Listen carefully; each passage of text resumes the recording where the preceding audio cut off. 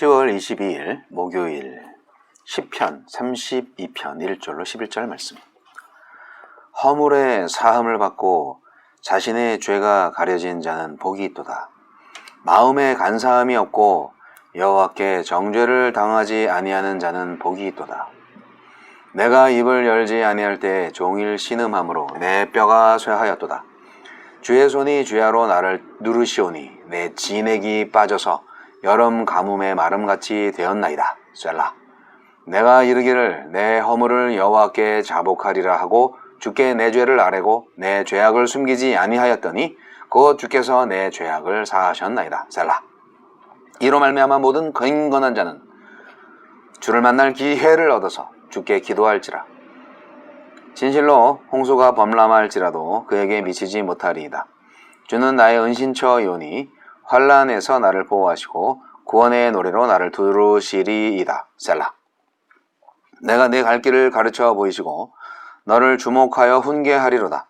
너희는 무지한 말이나 노새같이 되지 말지어다. 그것들은 제갈과 굴레로 단속하지 아니하면 너희에게 가까이 가지 아니하리로다. 악인에게는 많은 슬픔이 있으나 여호와를 신뢰하는 자에게는 인자하심이 두루리로다. 너희 의인들아 여호와를 기뻐하며 즐거워할지어다. 마음이 정직한 너희들아 다 즐거이 외칠지어다. 회개, 정직한 자들의 고백. 의인, 곧 마음이 정직한 자는 흠없는 사람을 가리키지 않습니다. 그는 자신의 죄를 슬퍼하며 정직하게 고백하여 용서받은 사람입니다. 하나님은 어떤 분이십니까? 1, 2절. 정직한 마음으로 죄를 고백하는 사람을 용서하십니다. 하나님은 인생의 연약함을 아시기에 지은 죄를 슬퍼하며 고백하는 이에게 한없는 자비를 보이시고 그의 허물과 죄를 씻어 주십니다. 그러니 죄를 간직하며 사는 것은 어리석은 일입니다. 허물이 드러날까 노심초사하며 근심하지 말고 이미 아시고 고백하기를 기다리시는 주님 앞에 낱낱이 아뢰십시오. 3절로 5절. 우리를 지으실 때 선한 양심을 주셔서 선을 행할 때 기쁨과 평안을 얻게 하십니다. 반대로 악을 행할 때에는 양심으로 인해 근심하게 하십니다. 그러므로 사람이 죄를 숨기고는 평안하지 못합니다. 고백하지 않은 죄는 마음을 누르고 뼈를 쇠하게 하여 종일 신음하게 만듭니다. 죄 때문에 고통스럽다면 주께 고백하여 용서와 자유를 얻으십시오. 6, 7절. 경건한 자의 기도를 들어주십니다. 그는 허물을 정직하게 고백하고 늘 주님 앞에서 자신을 점검합니다. 그가 늘 주님을 찾고 기도하기에 주님도 늘 그를 주목하고 인도하십니다. 그래서 경건한 자는 그의 삶에 예기치 않은 환난이 찾아와도 아주 엎드러지지 않습니다. 8절로 9절. 주를 의지하는 자에게 인도자가 되어주십니다. 하나님은 그가 가야 할 길을 가르치시고 때를 따라 친절하게 훈계하며 인도하십니다. 그러나 주님을 멀리하고 제멋대로 행하려는 이들은 말과 노새를 제갈과 굴레로 단속하는 것처럼 주의 인도가 거추장스럽고 고통스럽게 느껴질 수밖에 없습니다. 반면에 주님의 말씀을 순종하는 이들에게는 그를 인도하고 보호하시는 목자의 지팡이와 같을 것입니다. 10절, 11절. 여호와를 신뢰하는 자에게 인자를 더하십니다. 의인, 마음이 정직한 자는 흠없는 사람을 뜻하는 말이 아니라 하나님을 인정하고 신뢰하는 겸손한 사람을 의미합니다. 반면에 악인은 죄를 감추고 자기 의를 드러내며 스스로 높이는 교만한 자를 가리킵니다. 그는 하나님을 신뢰하지 않습니다. 하나님이 의인에게는 인자를, 악인에게는 고통을 베푸시기에 시인은 의인들을 호명하며 기뻐하고 즐거워하라고 선포합니다. 나의 마음도 하느님 앞에서 정직하다면 마음껏 소리 높여 기뻐하고 감사하십시오. 용서하시는 주님을 신뢰하며 정직하게 제 허물을 아뢰입니다.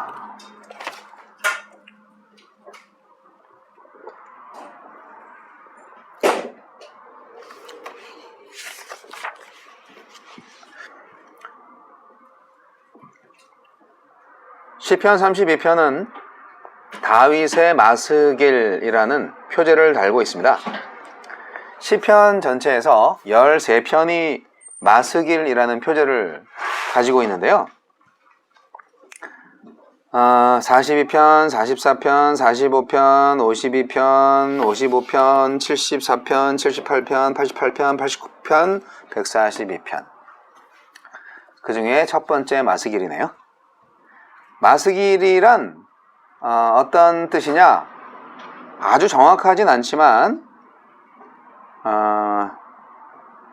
조언하다, 권하다, 훈계하다라는 동사가 이제 8절에 나와 있는데 그것과 관련되어 있을 가능성 때문에 교훈적인 시로 그렇게 해석되고 있습니다.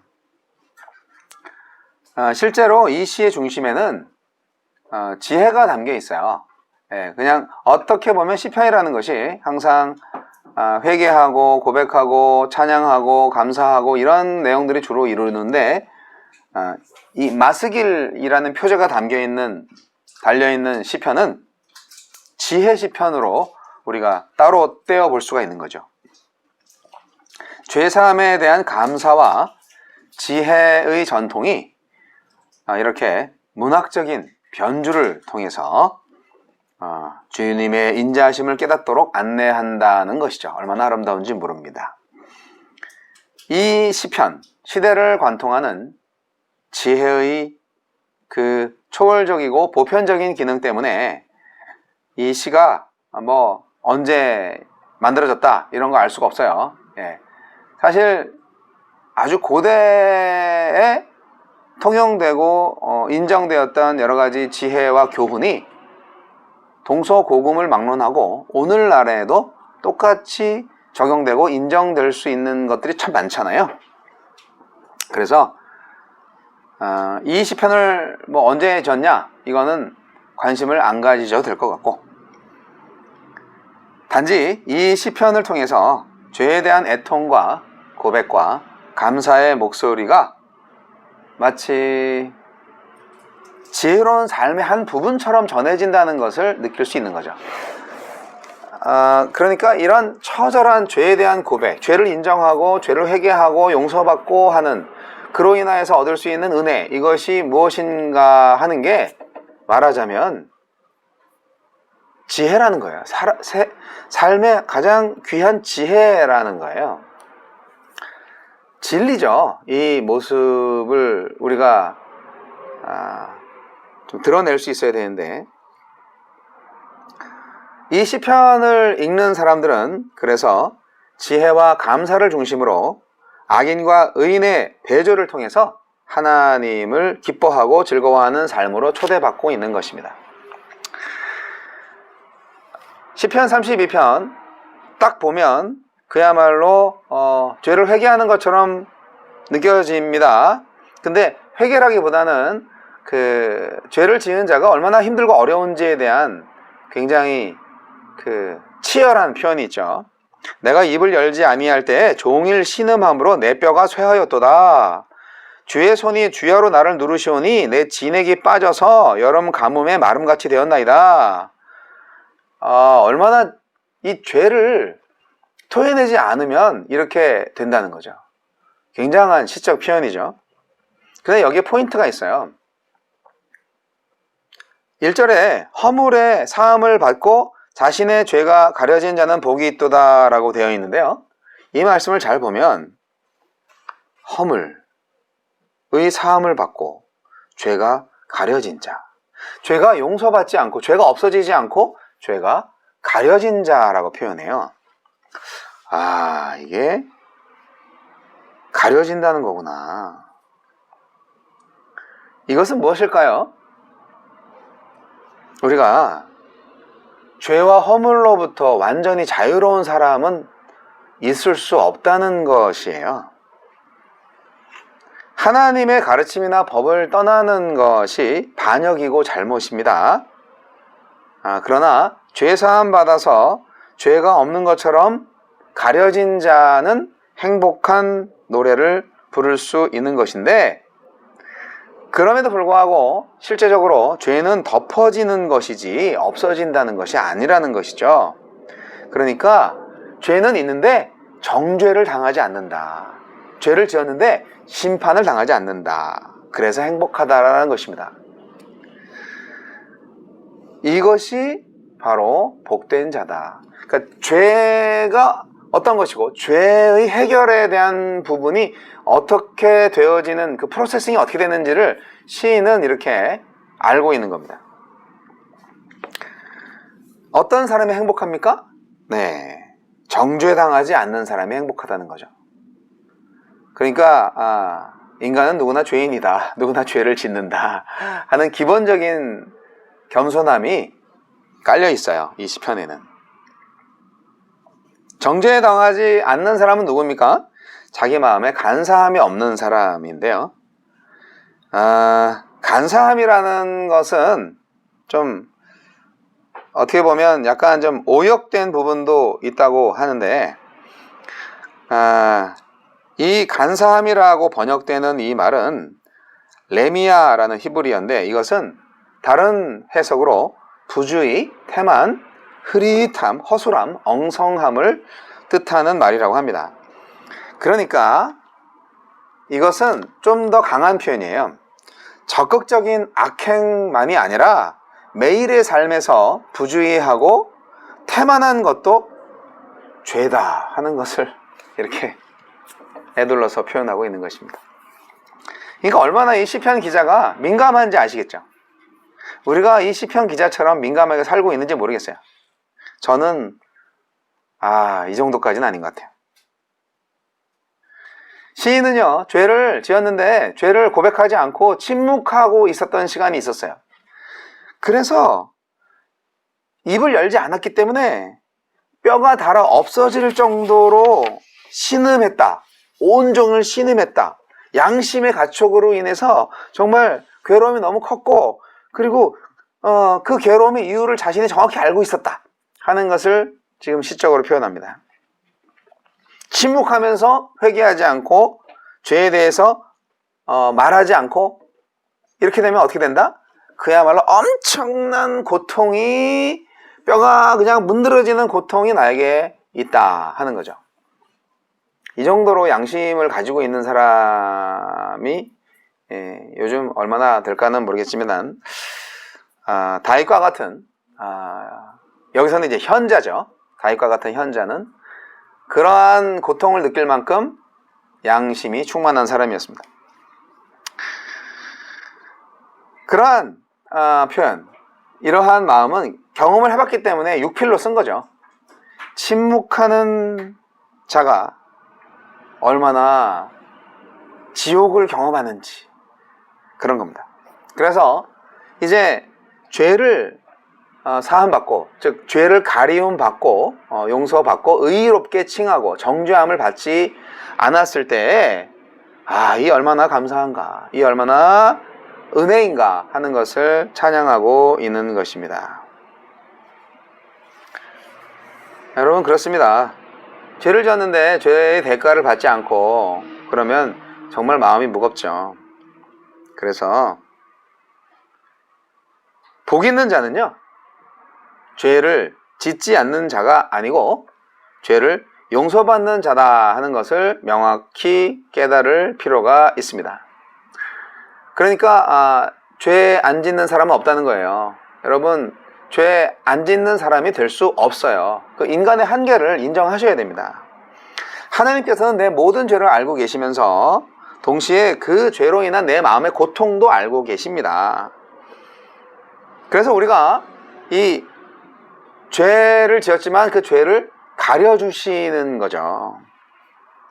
그래서 우리는 죄 숨기기를 빨리 포기해야 됩니다. 빨리 포기해서 하나님 앞에 내놓아야 됩니다. 그랬을 때 하나님이 그 죄를 가려주신다는 거예요. 인간이 아무리 자기 죄를 덮어도 하나님 앞에서는 가릴 수가 없어요. 다 보이죠. 사람들은 속일 수 있어요. 그러나 궁극적인 심판자인 하나님한테는 가릴 수가 없잖아요. 그런데 죄를 숨기지 않고 고백을 하면 하나님이 그 죄를 덮으신다는 거예요. 우리가 죄를 지었다고 말하는 것, 그 용기가 필요하죠. 하지만 이것을 우리가 습관을 시키면 그렇게 어렵지 않습니다. 여러분, 죄를 용서받기 위해서 대가를 치르지 않습니다. 그 대가는 하나님이 이미 치르셨어요. 예수 그리스도의 십자가에서. 우리는 그것을 받아들이고 인정하면 됩니다. 그렇기 때문에 죄를 용서받은 사람으로서 감사와 찬양을 늘 할 수밖에 없는 인생인 거죠. 이것을 깨달은 자는 복이 있을진저. 의인은 죄를 안 지은 사람이 아니고 죄를 용서받은 사람입니다.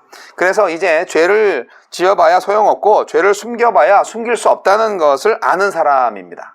누가요? 의인이요. 누가요? 은혜 받은 사람이요. 우리의 죽음은 바로 하느님과의 관계가 단절되는 상황입니다. 그래서 단절되었을 때, 죄를 지으면 하느님과의 단절되잖아요. 그걸 죽음이라고 생각을 하셔야 됩니다. 그래서 빨리 하느님과 연결해야 돼요. 죄를 고백해서 용서받는 사람이 되어야 합니다. 죄를 정직하게 고백하여 용서받은 죄인들, 그가 바로 의인들입니다. 그 의인들은 그래서 기뻐하고 즐거워하기 때문에 그 기쁨을 크게 외칠 수 있는 것입니다. 바로 이 사람들이 오늘날 그리스도인들이에요. 그래서 늘 은혜로 사는 겁니다. 여러분, 혹여나 하나님보다 내가 먼저 내 죄를 빨리 용서하시면 안 돼요.